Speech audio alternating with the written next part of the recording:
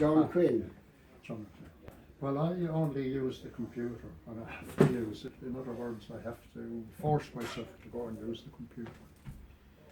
But I do, when I do go on it, I enjoy being on it and I can't get off. Yeah, I that sort of thing is very time consuming, isn't it? It takes up, once you get into it, as I was saying earlier, I like TED Talks and I can just go on there because I can choose what to read or hear about. But stopping, I can go on it for 5-6 hours and suddenly I realise the time's gone. But as I said, the problem I have is that things like the tolls on the roads. Right.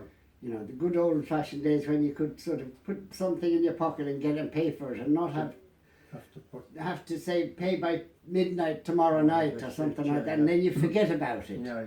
I'm not getting any younger. Yeah, true. So if I forget about it tomorrow, then I get a big bill. To tell me it's now twice as much as I should have paid, and it's going up every day. And what I find very useful is if you want to find out something, you can go on Google. Information That's is very the big thing. You can almost find out anything now, can't you? If I'm, say, going on a trip around the roads to Cork or somewhere, and I come across an interesting castle, I go home, I Google that and find out as much as I can about it. Yeah, I think that sort of is that information. Sometimes it's overload, but there is an awful lot of information. You can find out about anything. Because I was having a conversation with a young fellow not that long ago about the tides. And I was saying the tide, because I grew up near Duncannon. And I said the tide comes in twice a day. And that's it. Right. No way he would believe me till he checked it on the internet. I suppose that's the problem with, if it's on the internet, it must be true. It must be right, Which is of course not true. Well, funny, there was an old castle up very close to where I was born and reared, and it was in ruins, and you just walk past it and take it for granted. One day I Googled it for the crack.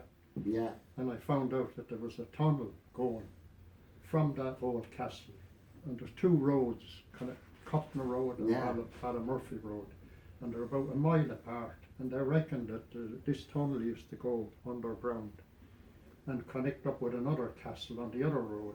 Whether it was true or not, I don't know. Defence. Defence system. I mean, there's everything. Travelling, you can book anything now if you know how to use it. It's knowing how to use it is the big issue with it. It gets more complicated.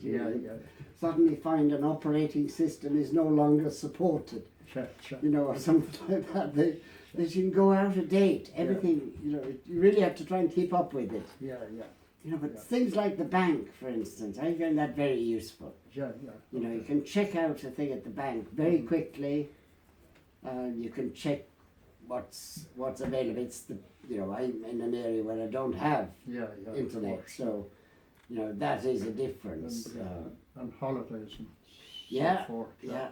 And I mean, even you can be walking along a street in the middle of Europe and just put on your maps and it'll turn right at the next corner. You can never be lost anymore. No.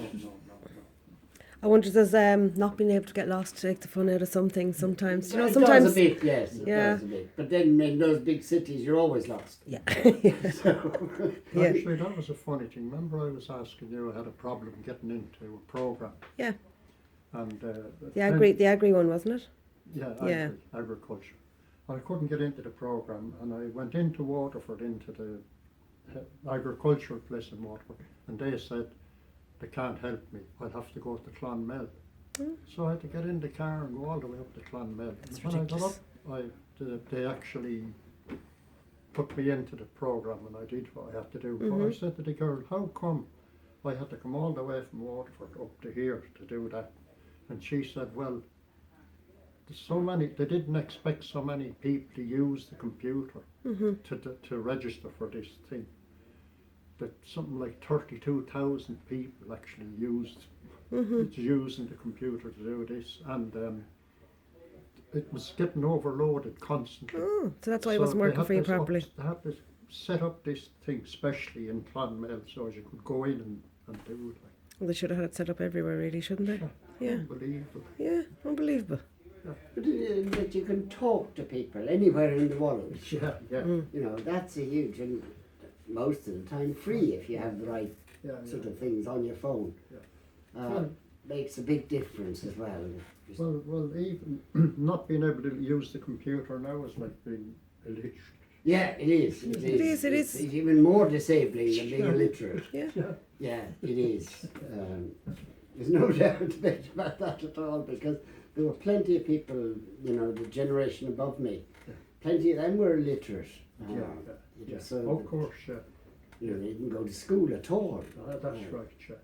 Now, and I remember one of my daughters going to school, and the teacher left for the subject. I think it was what the subject was, but they had a talking head during the classes. Yeah. Wow. You know, so you could have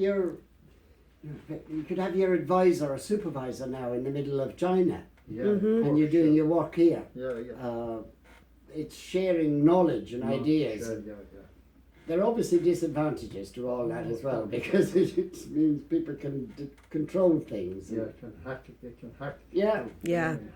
Yeah. Yeah, everything is known about us now, really, Yes, isn't there's it? no secrets. Anything I we mean, search, there's it's all. no censorship either. You can't censor things now. You can censor them here, but somebody will put them up in, you know, offline, old kind of radio stations, you know, the pirate radio stations. They couldn't control them. But technology's going so fast, like our laws Yes. don't keep up with it, really, do Yeah. you? My dad used to work on, you know, is it the CV radios? Yes. And he used to, whoever was doing French in school or whoever was doing, you know, whatever, he'd get us to come up. He used to be up in the attic working on it. And he used to love it. He still does it, but obviously there's not as many people doing it now. But before internet and all, he used to be the talking to CB. people. System, Yeah, he you know, loves it CB now. Radio. Every truck driver had it. Yeah. Didn't they talk to each other as they went all around Europe? Of course. So do you think the gap is kind of getting bigger between the younger generation and the older generation because of technology?